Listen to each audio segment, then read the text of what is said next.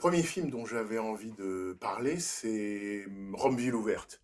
Alors, c'est pas le premier film de Roberto Rossellini, mais on pourrait dire que c'est son deuxième premier film. C'est quelqu'un qui a fait des films pendant la guerre, 3 longs métrages, mais soudain Rome ville ouverte parce que Rossellini sent que c'est le moment juste. C'est le moment juste de faire un film sur ce qu'il se passe en Italie dans la toute première moitié de l'année 1945. C'est le ici et maintenant qui lui importe. Et pour le comprendre, l'importance de ce ici et maintenant, il faut rappeler peut-être deux, trois dates, deux, trois repères historiques essentiels. C'est que depuis septembre 1943, Rome est allemande.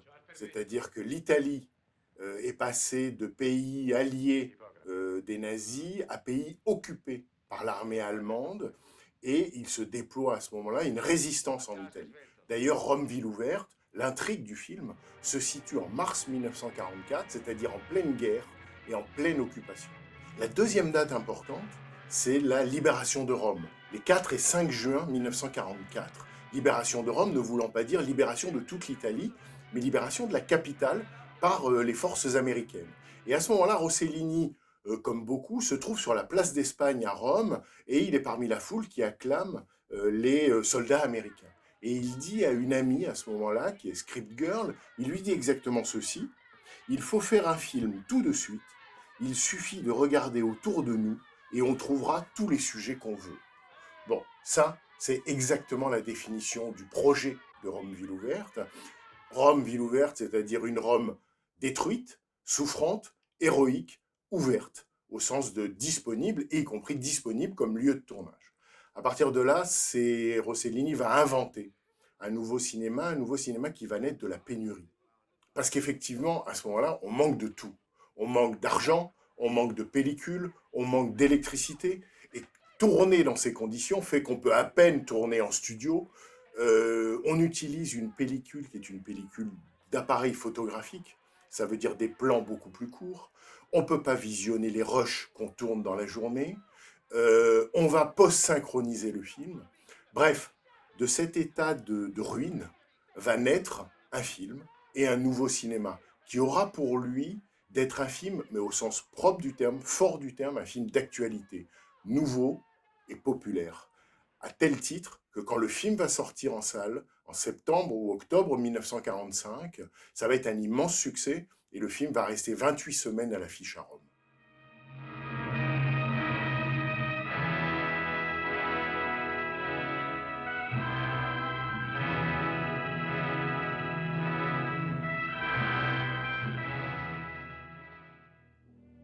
Paisa de Rossellini est un film que le cinéaste tourne entre janvier et juin de l'année 1946. C'est ce qu'on a coutume d'appeler le deuxième film de la trilogie de la guerre de Rossellini, qui comprend donc Rome ville ouverte, Paisa et Allemagne année zéro.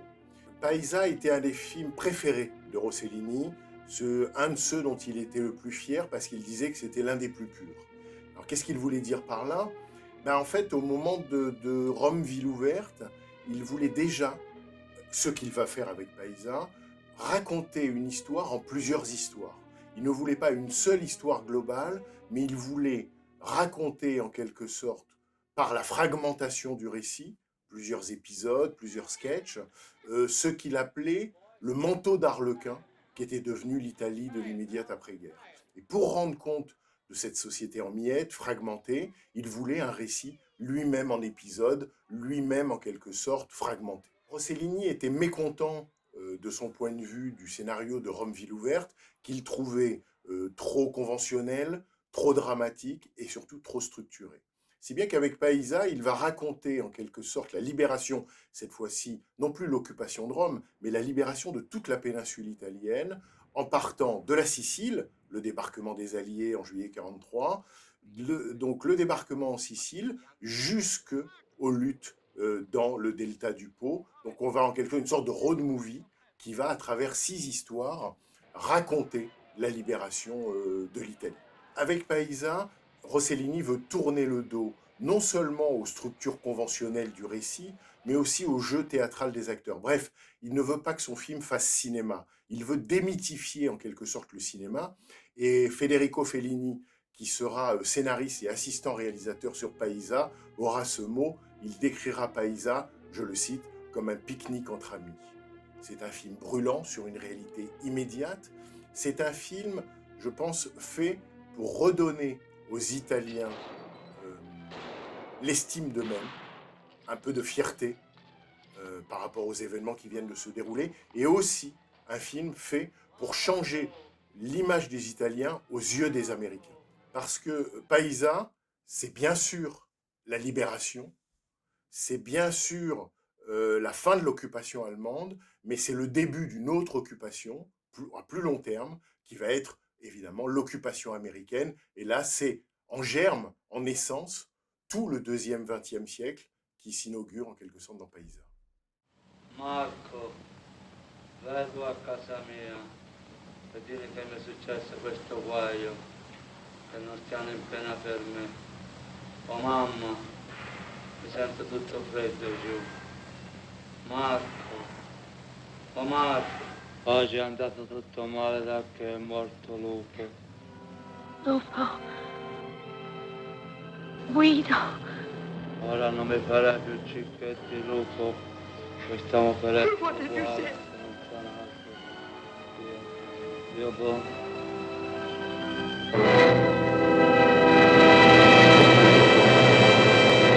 Si Rome ville ouverte et Paisa appartiennent à ce que j'appellerais la deuxième vie du cinéaste, qui vient donc après la première vie, les films de guerre, de toute évidence, Europe 51 appartient à ce qu'on pourrait appeler la troisième vie, ou la troisième époque des films de Rossellini, puisque c'est un film avec Ingrid Bergman.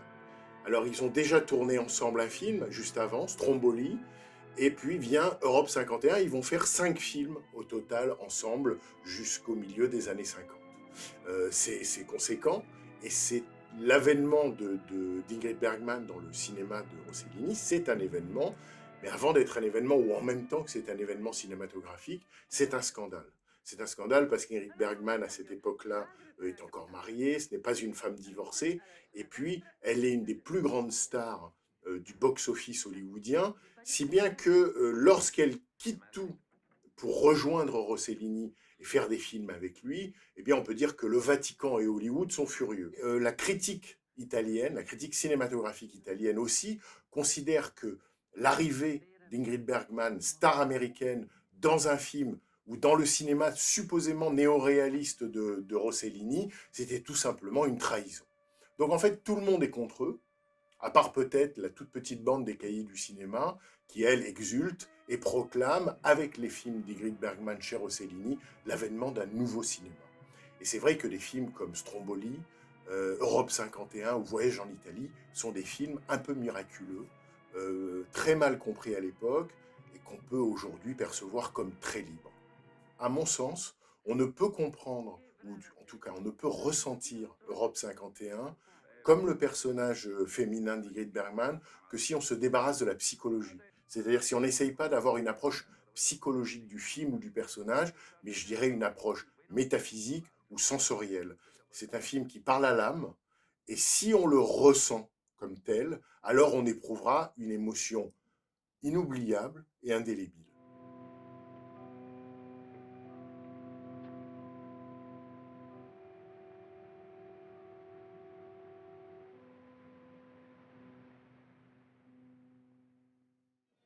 En 1967, Rossellini va inaugurer ce qu'on pourrait appeler sa quatrième ou cinquième vie de cinéaste, à savoir qu'il va tourner un film pour la télévision française qui s'appelle La prise du pouvoir par Louis XIV. Ce film a une grande importance, en dehors de lui-même, c'est qu'il inaugure ce qu'on appelle, ou ce qu'on va appeler, la période didactique de Rossellini, à un moment où il ne croit plus au cinéma, et il pense que la société occidentale est arrivée à un tel degré d'involution qu'il faut tout reprendre à zéro, et donc on va passer par la télévision, nouveau médium, pour reprendre les fondamentaux, raconter la vie de Pascal, de Descartes, du Christ ou de Karl Marx. Et rétrospectivement, on peut voir son film sur Saint François d'Assise, qu'il tourne en 1950, et bien comme le premier, 17 ans avant, le premier de ces grands films didactiques consacrés à la figure de ce moine errant et prêcheur du début du XIIIe siècle, qui va fonder l'Ordre des Franciscains. Comme pour Paisa, on retrouve Federico Fellini au scénario et comme assistant réalisateur. Comme pour Paisa, les Fioretti se racontent en épisodes. 11 brèves histoires merveilleuses et miraculeuses des Fioretti. C'est aussi un film d'un catholique sur le miracle, mais une sorte d'état de miracle permanent où chaque instant, chaque être, chaque lieu, chaque chose est miraculeuse ou relève du miracle. À l'unisson, le film lui-même est un petit miracle d'inventivité, de simplicité, d'humilité, de générosité. C'est un peu comme si une caméra s'était téléportée au début du XIIIe siècle et avait saisi la vie de quelques joyeux drilles suractifs qui passent leur temps à s'adresser à l'ensemble de la création. C'est littéralement des fous de Dieu, mais des fous de Dieu au sens le plus vrai du terme, le plus humble et le plus généreux. Et ce qu'on pourrait dire aussi des Fioretti, qui est parmi les plus beaux films du monde, c'est que c'est un film tourné en 1950, en plein milieu de la guerre froide, et c'est comme une sorte de grenade de bonté, dégoupillée en pleine rivalité entre deux camps qui ne rêvent que de se détruire.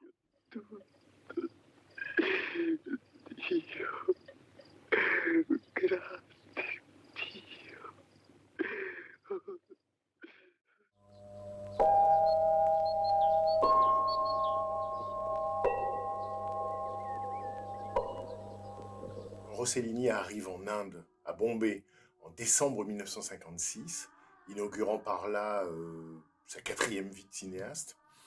Il n'a pas fait de film depuis 2 ans, depuis La Peur en 1954, son dernier film avec Ingrid Bergman. Et s'il vient en Inde, c'est parce qu'en fait, il traverse une crise, ou plusieurs crises. Il vient d'avoir 50 ans. Il est en train de se séparer d'Ingrid Bergman. Il est harcelé par la presse à scandale et lâché par la critique cinématographique. Ses films sont des échecs publics. Il est en manque d'inspiration. Et plus encore et plus profondément, il vit une sorte de divorce moral avec le monde occidental. Si bien que l'Inde lui semble un horizon désirable, d'autant que dans sa jeunesse, il a eu l'occasion, en 1931, de croiser Gandhi. Et donc, il a envie de voir l'Inde de l'indépendance. L'Inde qui est devenue indépendante en 1947, donc 10 ans auparavant, l'Inde de Gandhi, mais aussi l'Inde de Nehru, qui dirige le pays à grands coups de plans quinquennaux et de grands travaux. Donc, il a envie de voir l'Inde archaïque et moderne, et surtout, il a envie de fuir l'Italie. Il va rester 10 mois en Inde, de décembre 56 à octobre 57. Il va tourner en 16 mm, en 35 mm, il va tourner en couleur. Il tourne des films pour la télévision italienne et française, et ces films documentaires lui servent de repérage pour ce qu'il appelle sa synthèse poétique, qui va devenir le film en 35 mm et qui s'appelle India, Matribhumi, India, Terre-Mer. Comme Paisa, c'est un film en plusieurs épisodes. Et puis, il faut avoir vu India, ne serait-ce que pour la séquence du bain des éléphants, qui est comme une version pacifiée de la séquence sublime et cruelle de la pêche au thon dans Stromboli.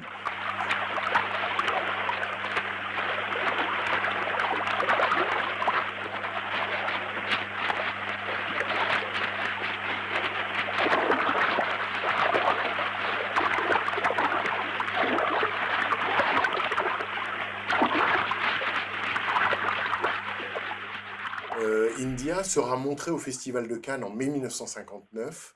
Il sera vu par la jeune garde des cahiers du cinéma, les Luc Moulet, Jean-Luc Godard, François Truffaut. Truffaut qui dira que c'est un grand film méditatif. Et il avait sans doute raison en ce sens que c'est peut-être, de tous les films de Rossellini, celui qui se rapproche le plus de celui sur Saint François d'Assise.